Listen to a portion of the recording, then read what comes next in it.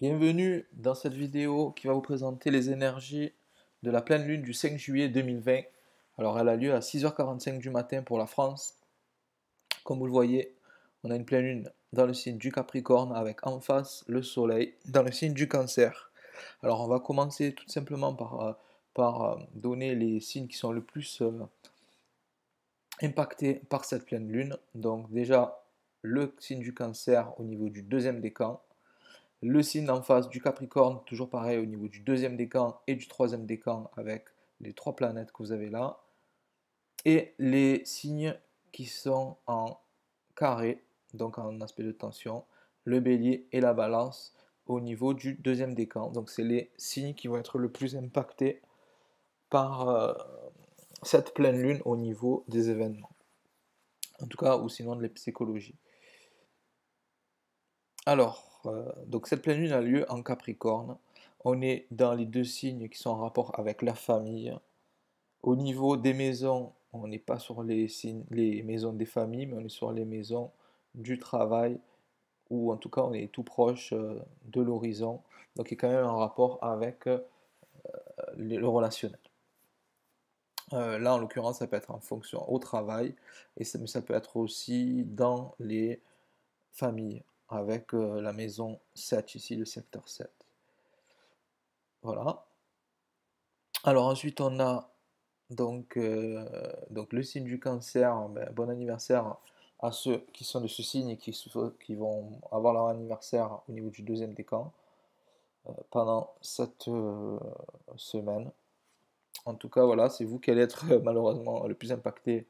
Bon, après, c'est toujours pareil, il y a du positif, il y a du négatif dans toutes les pleines lunes, dans tous les événements célestes. Donc après, à voir comment vous allez l'intégrer dans votre vie, dans ce que ça peut vous apporter de, de découvrir un petit peu la carte astrale et savoir en quoi ça peut vous aider. Donc là, bah, voilà, hein, comme je disais, on est sur les signes de la famille. Donc ceux que je viens de citer, Cancer, Capricorne, Bélier, Balance du deuxième décan, c'est ceux qui vont avoir le plus d'événements probables en rapport avec la famille et éventuellement le relationnel. Donc là, ici, en fait, ça vient mettre en valeur, en fait, la triple conjonction des planètes lourdes, qui sont Pluton, Jupiter et Saturne, qui sont ici dans le secteur 7, relation avec la famille, hein, toujours. Là, on est plus sur les secteurs, en fait, des contrats, hein, donc ça peut être les contrats familiaux, de toutes sortes, donc à vous de voir. Donc là, ça vient mettre en valeur cela. Donc au niveau mondial, ça peut redéclencher des événements majeurs. Donc vous savez que la conjonction à Pluton, tout ça, a créé la crise actuelle qu'il y a dans le monde au niveau sanitaire et donc au niveau économique. Et là, en fait, cette pleine lune vient se mettre justement dans l'axe de, de ces planètes-là. Donc pour réactiver un petit coup, une petite couche de tout ce qu'il y a pu avoir depuis un certain temps. Donc, alors, ben, deux possibilités. Soit ça va être négatif, et à ce moment-là, on va avoir une mise en valeur de tout le côté négatif de ce qu'il y a pu avoir pendant ces 6 derniers mois. Ou alors, au contraire, on va avoir vraiment soit en fait, on va trouver, ben, je sais pas, un remède, une avancée quelconque qui va vraiment aider à sortir de cette difficulté mondiale. Ou alors au contraire, ça vient mettre en lumière justement les défauts et en tout cas ce qu'on peut changer dans la société pour justement ne plus bloquer sur les choses qu'il y a pu y avoir pendant cette période et qui a d'ailleurs toujours. Donc c'est au niveau économique, c'est au niveau sanitaire, c'est au niveau humain, voilà, et au niveau écologique aussi. Donc voilà, je pense que ça va remettre en valeur tout cela à un niveau mondial. Au niveau personnel, je vous disais, c'est plus au niveau familial, vous allez avoir des choses à régler. Donc bien sûr, plus pour le signe des béliers et de la balance, deuxième décan. Pour le capricorne et le cancer, c'est bon, c'est aussi le cas, il n'y a pas de... Alors ensuite, au niveau des énergies positives, on a quand même des énergies positives entre Vénus et Mars, ici, un trait bleu, donc un sextile qui nous indique qu'il y a un apaisement possible dans justement les couples. Donc là, s'il y a des difficultés, ça peut être plus au niveau parent-enfant ou des choses comme ça. Les couples, ça sera un petit peu plus serein. Bon, après, il faut savoir que la Lune et le Soleil représentent quand même aussi l'homme et la femme. Donc, dans un couple, voilà, c'est opposé, c'est complémentaire, mais en même temps, il y a une tension qui peut se créer. Donc, bon, voilà, on peut avoir quand même des tensions dans la famille. Surtout qu'on a justement donc, un carré à Mars. Oui, ouais, non, c'est quand même assez large, 9 degrés. Ouais, ça c'est large quand même. Donc bon, il est pas hyper puissant, il n'y a pas vraiment un carré à Mars, hein, donc finalement bon, ça va pas être hyper puissant, donc ça va être plus du positif au niveau, bon voilà, ça va équilibrer un petit peu le tout au niveau des relations homme-femme. Ensuite, vous avez Uranus qui est en trigone avec la Lune et qui est en sextile avec le Soleil, donc c'est deux aspects qui sont bénéfiques. Donc Uranus, planète du changement, donc ça va peut-être justement faire un changement positif aux événements qu'on a eu ces derniers temps, en fait, plus. Ça va être plus ça. En fait, c'est vrai que là, c'est les planètes, la pleine Lune vient quand même se mettre dans un angle par rapport à la planète Uranus, qui est la planète du changement soudain, hein. Donc c'est vrai que ce qu'on a vécu c'est un petit peu soudain, mais là finalement le changement soudain peut devenir positif en fait. Donc là je vois plus quand même du positif par rapport à tout ça. Donc voilà, ici la Lune c'est la sensibilité profonde qu'on a à l'intérieur de nous, et Uranus c'est justement qu'est-ce qui vient le mettre en, qu'est-ce qui vient le dévoiler en fait soudainement. Et ici apparemment on a des événements qui viennent justement nous permettre, en tout cas plus ici au Capricorne et au Cancer, et aussi bien sûr au Taureau, de déclencher justement des intuitions très soudaines, très rapides et très vivaces et très instinctives. Et donc c'est quelque chose qui peut être très intéressant. Euh, Ensuite, bon, ce qu'il faut savoir, c'est que bien sûr la Lune quand même en Capricorne, elle est en chute. Ça veut dire quoi? Ça veut dire qu'elle est dans le signe opposé de sa maîtrise. C'est-à-dire que la Lune, c'est la planète du Cancer. Donc sa maison, en gros, c'est ici. Quand elle est en face, elle se retrouve pas top, quoi. Elle est vraiment, elle est à l'opposé de chez elle, en fait. Elle est à l'autre bout du monde. Donc c'est vrai qu'elle est moins puissante ici, la Lune en Capricorne. On a tendance à dire que les personnes qui sont du signe du Capricorne, au niveau de la sensibilité, il y a quand même légèrement, en général, un léger frein sur la sensibilité. Au niveau du Capricorne, on a une énergie beaucoup plus dans le concret, plus que dans le sensible. Même si, bon, voilà, après, il faut voir, tout un chacun est différent, hein. Vous pouvez être du signe du Capricorne et être très sensible. Il faut voir, bien sûr, les aspects dans votre thème de la Lune, et savoir où se trouve la Lune, même si vous avez le Soleil en Capricorne. Voilà, voilà. Donc, voilà un petit peu ce qui se passe ici. Je vais mettre un petit peu les tensions pour voir en rouge qu'est-ce qui nous ressort. Donc, bon, le carré, on l'a vu, on a plus un carré entre Mars et Mercure, ça oui. Le carré entre Mars et Mercure, ça on l'a. Donc, ici, Mercure, c'est le mental, qui est dans le signe de la sensibilité. Donc, le mental, au niveau du Cancer, c'est plus un mental qui est dans l'imagination, en fait.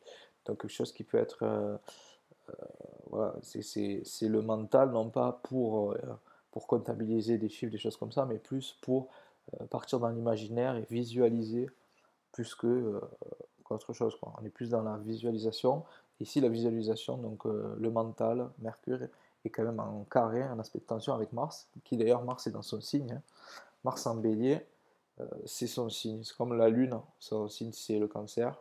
Et ici, Mars, le bélier, c'est son signe. Donc ça veut dire qu'il est très puissant quand il se retrouve ici. Et donc il envoie un aspect de tension à Mercure. Et donc voilà, ouais, donc le mental finalement est en tension avec la capacité d'action que l'on a. Ou alors, voilà, l'imaginaire, en fait, la fonction mentale de l'imagination est en tension avec ce qu'on va pouvoir mettre en œuvre. Donc c'est comme si finalement, ce qu'on essaie d'imaginer, de visualiser, finalement, ça, on n'arrive pas à le mettre on n'arrive pas à le mettre en place objectivement. Ça peut être ça dans un sens, ou au contraire, ça peut être que l'action représentée par masse est freinée par une envie de mentaliser au lieu de foncer comme le veut le Mars en bélier. Maintenant, Mars est quand même plus puissant ici, donc c'est peut-être quand même lui qui qui prend le dessus, je pense, sur Mercure. Donc on est plus dans l'action que dans le mental. Ensuite, Mars est la planète la plus lente des deux, hein. Donc Mercure finalement s'éloigne. C'est ce qu'on appelle un aspect décroissant, croissant, pardon. Et donc, ça veut dire que Mercure s'éloigne, mais elle est retenue par Mars.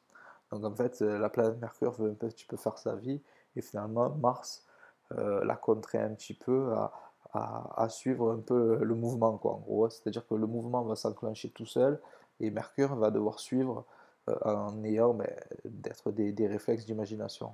Donc comme tout à l'heure je vous disais qu'on était dans un aspect de tension, mais que l'aspect était quand même assez large, c'est-à-dire qu'il ne s'activait pas. Là, vu que Mercure est quand même conjoint au Soleil, on peut se dire quand même que ça va activer euh, la subjectivité du cancer en tension avec Mars. Donc finalement, Mars ici vient quand même, je pense, se mettre en aspect de tension quand même avec cette pleine lune.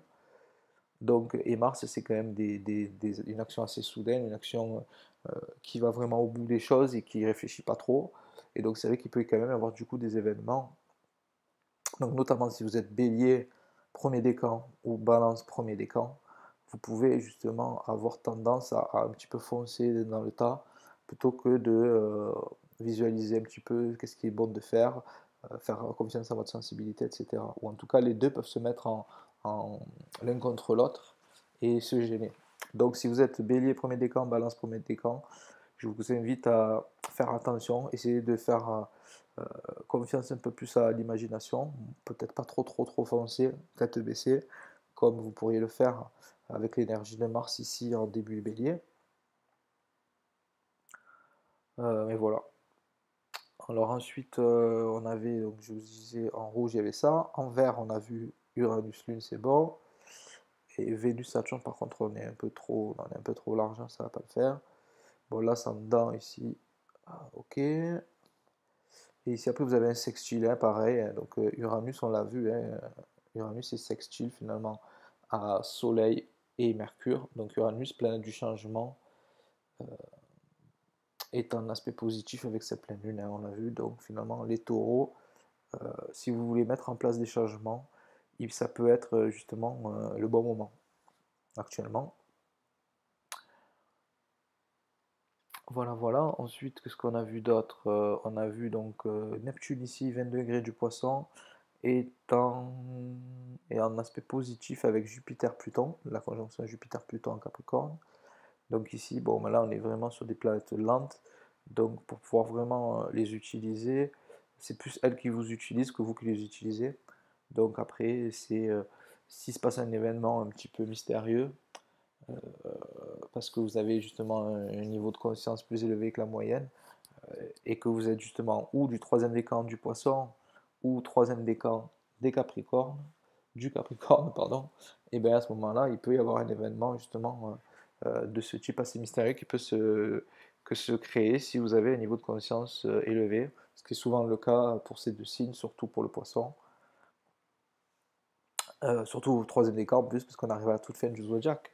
Donc voilà. Mais bon, après, c'est quand même pas souvent. Il faut vraiment avoir un niveau de conscience très élevé pour que ces planètes s'activent à ce point-là. Après, bien sûr, il faut voir ce que vous avez dans votre thème, hein. Si vous avez des planètes ici, troisième décan du poisson, ben là, bien sûr, il va y avoir un impact. Alors ben là, ça va être un impact positif normalement par rapport à... Ici, on est sur le secteur 9, donc les voyages, la spiritualité. Ici, on est sur le secteur 7, les contrats, etc. Donc voilà, voir un rapport entre les contrats, euh, la famille aussi, et la spiritualité. Euh, donc après, bon, ça peut être au niveau professionnel, hein, si vous mettez en place justement une pratique spirituelle au niveau professionnel. Eh ben, il peut y avoir des contrats, il peut y avoir des contrats qui se, ça peut déboucher sur des contrats en fait là. Après bon là on est quand même on est plus sur un niveau de conscience élevé, donc on est plus sur du spirituel, donc c'est plus des événements un petit peu particuliers, type projection astrale, voilà toutes ces choses là quoi, hein, toutes les intuitions, voyances, etc. qui peuvent se déclencher donc en fonction de votre thème à voir. Après, bien sûr, bon, c'est quand même des planètes collectives, donc ça joue quand même au niveau, bien sûr, du mondial, au niveau de la Terre entière. Et donc ici, ben, on a un aspect positif entre la solidarité, la foi, la solidarité, la confiance en l'humanité représentée par Neptune, et justement les changements qui vont avoir lieu dans la société grâce à cette triple conjonction en Capricorne début Verseau. Donc ici, ben voilà, hein, tout ça, il peut y avoir des très belles actions qui vont se mettre en place au niveau mondial, au niveau de la solidarité, de ces choses-là.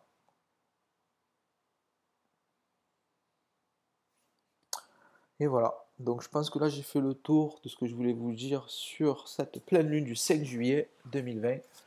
Donc voilà, toujours pareil, vous avez mon mail dans la barre de description sous la vidéo si vous avez besoin d'un thème natal, thème astral ou des questions, n'hésitez pas. Je vous invite à vous abonner si ce n'est pas déjà fait, à liker, un petit pouce bleu si vous avez aimé la vidéo. Et je vous dis à la prochaine pleine lune dans 15 jours. Allez, ciao!